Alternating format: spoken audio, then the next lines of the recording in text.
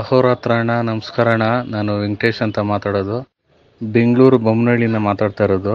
ನಿಮ್ಮ ಹತ್ರ ಮಾತಾಡಬೇಕು ಅಂತ ಸಾಕಷ್ಟು ಬಾರಿ ಕಾಲ್ ಮಾಡಿದೆ. ನೀವು ನನ್ನ ಕಾಲಿಗೆ ಸಿಗಲಿಲ್ಲ.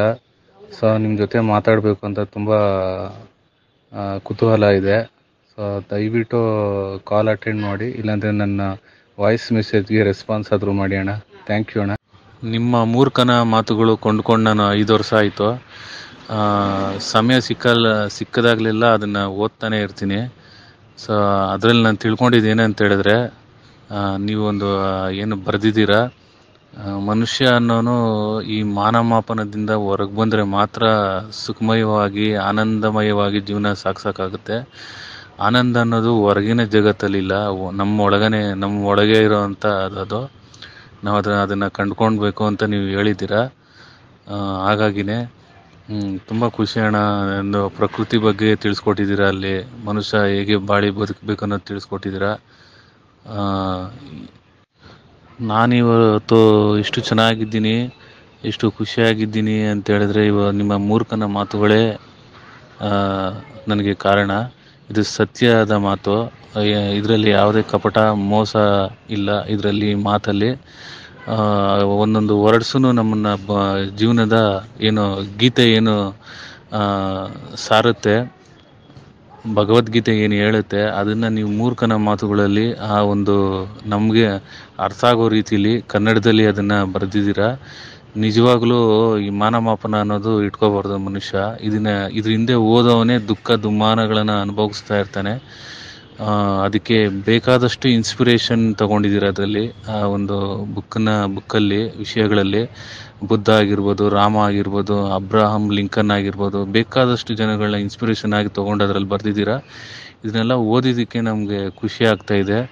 ಮತ್ತು ನಾವು ಸಾಕಷ್ಟು ಜನಕ್ಕೆ ತಿಳಿಸ್ತಾ ಇದ್ದೀವಿ, ಮಾನಮಾಪನದಲ್ಲಿ ಬದುಕ್ತಾ ಇರೋಂಥ ಜನಗಳು ಏನನ್ನೆಲ್ಲ ಅನುಭವಿಸ್ತಾರೆ, ಏನೇನೆಲ್ಲ ಅವರು ಮನಸ್ಸಿನಲ್ಲಿ ದುಃಖ ದುಮ್ಮಾನಗಳನ್ನು ಅನುಭವಿಸ್ತಾರೆ ಅನ್ನೋದನ್ನು ನಾನು ಬೇಕಾದಷ್ಟು ಜನಕ್ಕೆ ತಿಳಿಸ್ತಾ ಇದ್ದೀವಿ.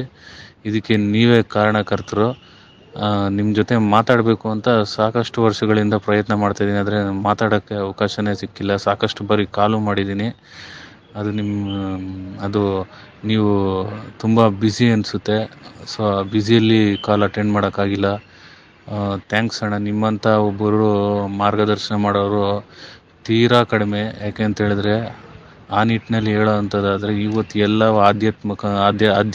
ಆಧ್ಯಾತ್ಮ ಅನ್ನೋದೂ ಒಂದು ವ್ಯಾವಹಾರಿಕ ಜಗತ್ತಾಗ್ಬಿಟ್ಟಿದೆ. ಅದನ್ನು ಅಂಥದ್ರಲ್ಲಿ ಈ ಜೀವ ಅಂದ್ರೇನು, ಈ ದೇಹ ಅಂದರೆ ಏನು, ಈ ಜಗತ್ತು ಅಂದರೆ ಏನು, ದೇಶ ಅಂದರೆ ಏನು, ಎಲ್ಲವನ್ನು ನೀವು ಅದನ್ನು ನಿಮ್ಮ ಅನುಭವ ಸಾರವನ್ನು ತಿಳಿಸಿದ್ದೀರಲ್ಲಿ. ನೀವು ವೈಚಾರಿಕ ಹಿನ್ನೆಲೆಯನ್ನು ಬೆಳೆಸ್ಕೊಂಡಿದ್ದೀರಾ. ವಿಚಾರವಂತರಾಗಿರೋದ್ರಿಂದ, ನೀವು ಸಾಕಷ್ಟು ತಿಳ್ಕೊಂಡಿರೋದ್ರಿಂದ ಇದನ್ನು ಬರೆದಿದ್ದೀರಾ, ನಿಮ್ಮ ಅನುಭವಗಳನ್ನು. ಅದನ್ನು ಓದಿ ನಮಗೆ ಜೀವನದಲ್ಲಿ ಈಗ ಅಜ್ಞಾನ ಅಂಧಕಾರದಲ್ಲಿರೋರಿಗೆ ಒಂದು ಸ್ವಲ್ಪ ಬೆಳಕು ಬಂದರೆ ಅವ್ರ ಜೀವನದಲ್ಲಿ ಎಷ್ಟು ಆನಂದ ಆಗುತ್ತೆ, ಅಷ್ಟು ಆನಂದವಾಗಿದೆ ನಮ್ಮ ಮನಸ್ಸಿಗೆ. ತುಂಬ ಖುಷಿ ಅಣ್ಣ ನಮಗೆ. ನಿಮ್ಮನ್ನು ಕಂಡ್ರೇ ಒಂದು ನಮಗೇನಾದರೂ ಅಲ್ಪ ಸ್ವಲ್ಪ ಒಂದು ಮನಸ್ಸಿಗೆ ಬೇಸರ ಆದಾಗ ನಿಮ್ಮ ವಿಡಿಯೋಗಳನ್ನ ನಿಮ್ಮನ್ನು ನೋಡಿದಾಗ ಅದನ್ನು ನಾವು ಕಳ್ಕೊತೀವಿ. ಅದೇ ಇದು ವೆರಿ ವೆರಿ ಇಂಪಾರ್ಟೆಂಟು ಮನುಷ್ಯನಿಗೆ. ಥ್ಯಾಂಕ್ ಯು ವೆರಿ ಮಚ್ ಅಣ್ಣ. ನಿಮ್ಮ ಮೂರ್ಖನ ಮಾತುಗಳು ಓದೋದಕ್ಕಿಂತ ಮುಂಚೆ ನಮಗೆ ಜೀವನದ ಮೇಲೆ ಬೇಸರ ಬಂದ್ಬಿಟ್ಟಿತ್ತು, ವಿರಕ್ತಿ ಬಂದ್ಬಿಟ್ಟಿತ್ತು, ಆಸಕ್ತಿನೇ ಇರಲಿಲ್ಲ ಜೀವನದ ಮೇಲೆ. ಎಷ್ಟೇ ಜೀವನ ನಮ್ಮದು ಮುಗಿದೇ ಹೋಯ್ತು ಅನ್ನೋ ಒಂದು ಪರಿಸ್ಥಿತಿಯಲ್ಲಿ ನಾವಿದ್ದು. ಜೀವನ ಅಂದರೆ ಇದು, ಜಗತ್ತಂದರೆ ಇದು, ದೇಶ ಅಂದರೆ ಇದು, ಸತ್ಯವನ್ನು ಬಿಚ್ಚಿಟ್ಟಂಥ ಆ ಒಂದು ಪುಸ್ತಕ ಅದನ್ನು ಓದಿ ಬಹಳಷ್ಟು ನಮಗೆ ಖುಷಿಯಾಗಿದೆ. Thank you very much.